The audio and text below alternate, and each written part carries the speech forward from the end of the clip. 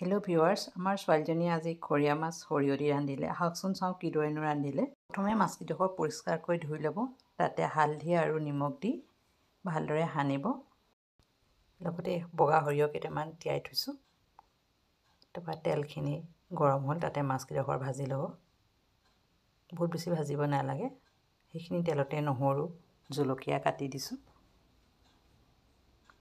তাতে সেই পিচি থোৱা সৰিয়হ বটাখিনি দিলে। জিৰা গুড়ি অকণমান, ধনিয়া গুড়ি অলপ দিলে, হালধি, নিমখ আৰু অকণমান পানী দি এইখিনি অকণমান উতল আহিব দিলে। উতলাৰ পাছত এইখিনি মজালে। আপোনালোকে যেতিয়া তেলটো ফুটি গ'ল, তাত এতিয়া পানী দিলে। আপুনি যিমানটো জোলটো লাগিব আপোনাক সিমানটো পৰিমাণত পানী দি দিলে। তাতে সেই ভাজি থোৱা মাছ কেইপিচ দি দিলে। মাছত টেষ্টটো অহালৈকে